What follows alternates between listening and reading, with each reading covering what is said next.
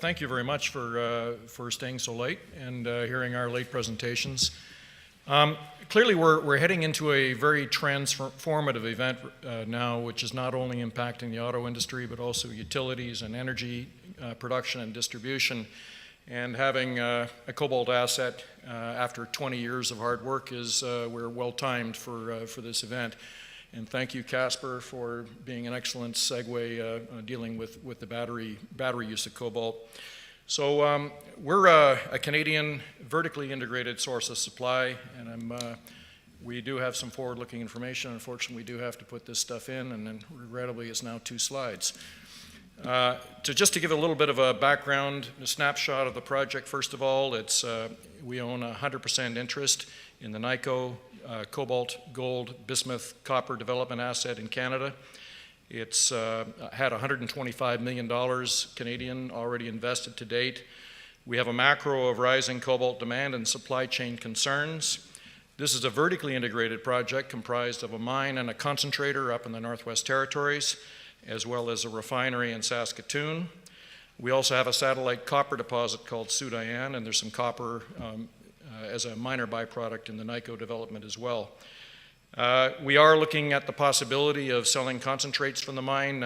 It's interesting when your cobalt market transitions from a $2 billion market to a $10 billion US market over the last 12 to 15 months or 16 months. So obviously this is becoming a much more important market for the major mining companies, and particularly those that are operating vertically integrated facilities that are looking for concentrates. So we're looking at that option and building that into our updated feasibility study.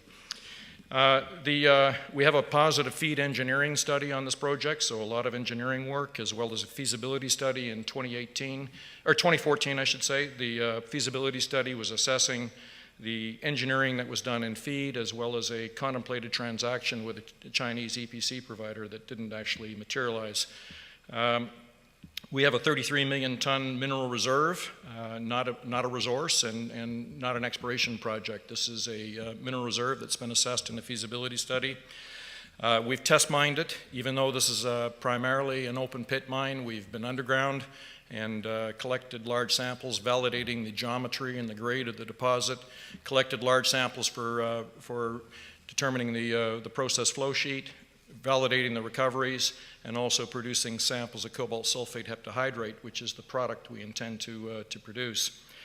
The environmental assessment approvals have already been received for the mine and the concentrator in the Northwest Territories, as well as the refinery in Saskatoon. Just to, so everybody knows what this process contemplates, it's a 7-year process to get an EA approval in the Northwest Territories.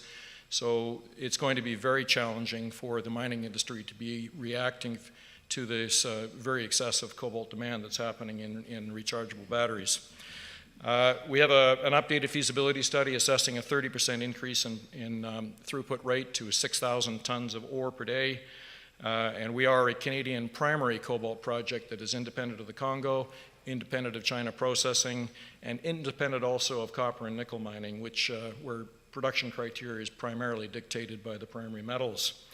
We have a proven management team that have records of identification, delineation, as well as project development, financing, and operations in the Northwest Territories. And we are advancing project financing with a number of parties and have about 30 confidentiality agreements currently in place.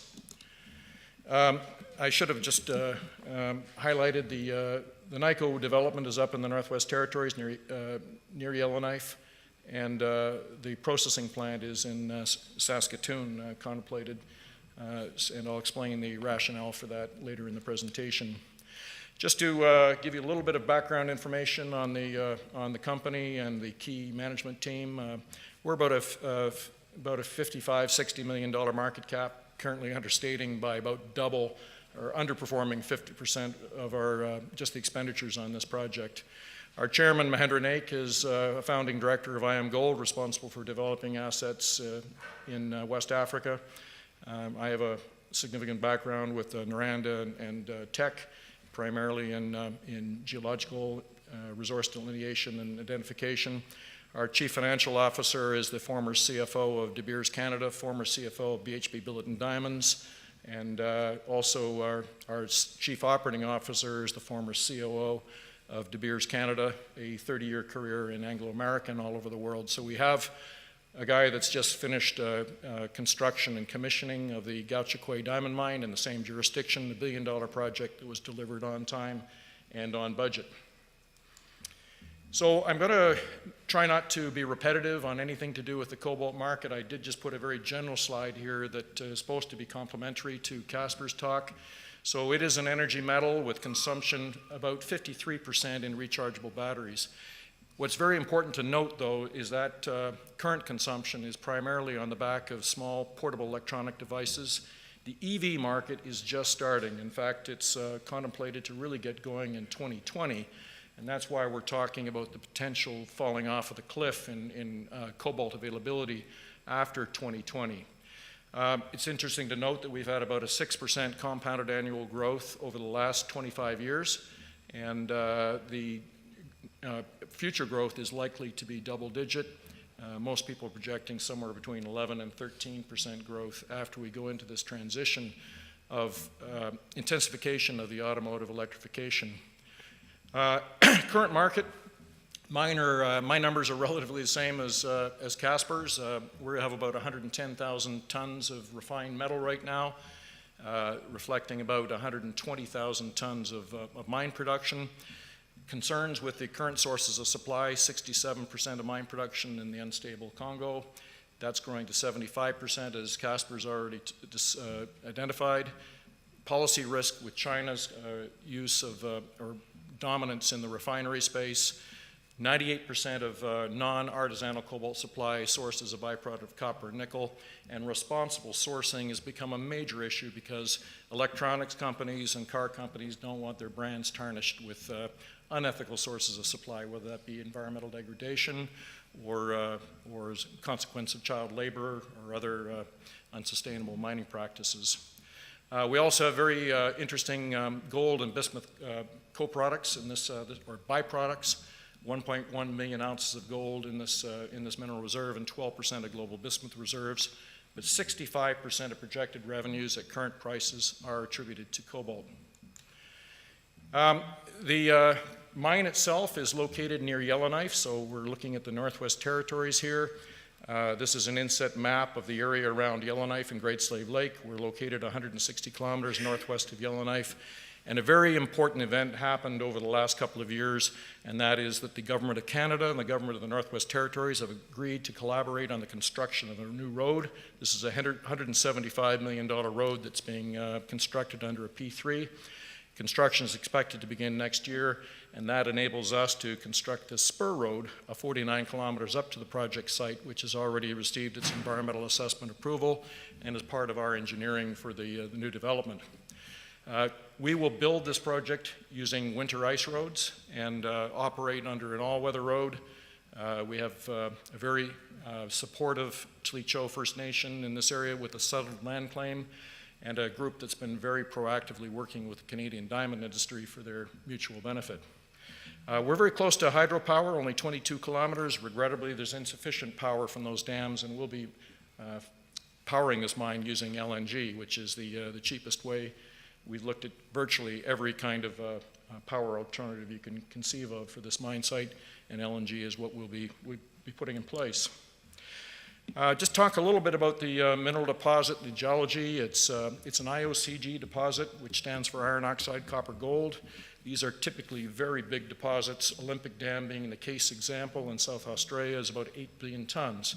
It's also the deposit class for the Carajás deposits like Sossego, Alameo, Salobo, Candelaria in Chile, and typically these deposits are in excess of 1 billion tons. So having a 33 million ton deposit and a satellite 10 million ton deposit with 20 square kilometer geophysical anomalies is probably understating the potential of this area, and we think that there will be a lot more ore body or a lot more mineralization identified as we get into mine operations. This is an open pit shell which shows how the mineralization geometry is laid out. These are stratabound lenses, about 1.3 kilometers in strike length of ironstone breccia. They gently dip at about 50 degrees The true thickness is about 70 meters per lens, so we're looking at combined mining widths well in excess of 100 meters. There is a gold-rich high-grade zone, which we can selectively mine by underground methods at about 5 grams of gold per ton, and that's why we have an option in the new feasibility study of selectively mining some of the ore body from underground methods and from an existing ramp system that we put in place for the bulk sampling program. The base case development scenario for this project is based on a vertically integrated concept with a refinery site in Saskatoon. This particular location, which we own, is 27 kilometers northwest of the city of Saskatoon, and it straddles the Canadian National Railway on the main route to Edmonton, Alberta. We have about a truck haul of 450 kilometers around the west shore of Great Slave Lake, transloaded onto the Canadian National Railway, what will be delivered to the plant. And what enables this to happen is a very high concentration ratio or low mass pull, and this is by far the most important economic attribute to this asset. While the grade is about 0.11, we can concentrate all the valuable metals in 3.6% of the original mass. That means we're only transporting and processing 1/28th of the volume of the original mass of the ore. 96% of the ore is in a tailings pond after a very simple bulk flotation concentration process. And that produces a very homogeneous sulfide concentrate which reacts very well to autoclave processing. It's very similar to a refractory gold project like the Red Lake mine, and we get very high recoveries in an exothermic process which also contributes its own acid. So we don't have all the acid plants and huge infrastructure that's typically associated with a laterite project, for example, yet we have a very similar grade. The processing plant is also an opportunity for custom toll processing of concentrates from other developments, as well as getting into the recycling business, which we think is the long-term solution to cobalt procurement. It will not be a good source of supply for the next decade because the batteries simply won't be available. The EV batteries are going to have approximately a 10-year life, and as we heard earlier, and 80% reusability. These batteries will probably have a subsequent reuse in stationary storage. We do have a feasibility study that was completed in 2014 by Micon, which is on the back of a Acker-Kverner feed study. It's also based on test mining and pilot plant processing, as well as the production of at a 4,650 ton per day mill throughput rate that is going to be expanded now to 6,000 tons. Under the original feasibility study, we would have produced 1,615 cobalt units per year contained in a sulfate product, which is grading 20.9% cobalt. We'll also produce about 41,360 ounces of gold and a similar quantity of bismuth. Copper is really only produced because we're taking it out of the cobalt product. The capital costs in 2014 were about $600 million plus working capital. It produced at a $16 cobalt price a 7% NPV of $225 million and a 15% internal rate of return. But when we applied a 6-year cycle price, basically taking the previous 6-year history of all the metals and applying those as a sine wave, it generated a $500 million NPV and a 23% internal rate of return, and that's probably more indicative of what we're looking for in the new development. We had a negative cash cost of cobalt, net of byproducts. So on a C1 basis, negative cash cost. On a C2, including sustaining capital would have been about zero. It produced 50% margins and $100 million in EBITDA. We have a new technical report coming out. It's being done primarily with engineering by Hatch. P&E Mining is doing the new mine plan and reserves. Golder Associates does the tailings design and environmental work, and Tetra Tech the surface infrastructure. It's based on current operating and capital costs. Obviously, the cobalt price is now about $40. Whether we use that as or something a little lower to reflect where we think a conservative price estimate should be, we'll see. The Canadian dollar has gone from 88 cents to 76 cents, partially as a result of Mr. Trump lately. But that's good for our project in terms of, because we produce revenues in US dollars and our costs are in Canadian. We're targeting cobalt production in the updated feasibility with 2,000 tons per year in each of the first 5 years, and then we start processing lower grade material and we get a life of mine average of 1,850 tons. The 20-year mine life should be sustained because we've identified additional reserves of lower grade material. The new reserves will of course be released as part of the updated feasibility. The mine plan and schedule is also focused on a stockpiling strategy to defer the processing of lower grade ores and actually getting better material through the mine, through the mill and earlier in the mine life. As earlier alluded to, 65% of our revenues attributed to cobalt, 25% to gold, and sorry, that's a misprint. It should be 10% to bismuth, not 25%. And, but we're also, again, as we talked previously, looking at the possibility of selling a concentrate. If we do that, it should reduce capital costs by about 50%. So the future milestones we're looking at is a new technical report on the NICO feasibility, new mineral reserves, economies of scale from the increase in production, flexibility to produce a concentrate. We have an excellent relationship with the First Nations. We have a participation agreement in negotiation right now, a socioeconomic agreement with the Northwest Territories, and the milestones attributed to the government all-season road, which we expect the constructor to be identified in October and the construction to begin in 2019. And then we're also very much focused on project financing using a conventional debt and equity type of structure, but the equity contributed primarily from a strategic partner, somebody who needs the material. And I think I'm out of time, so that's a good time to end this. Thank you. Thank you.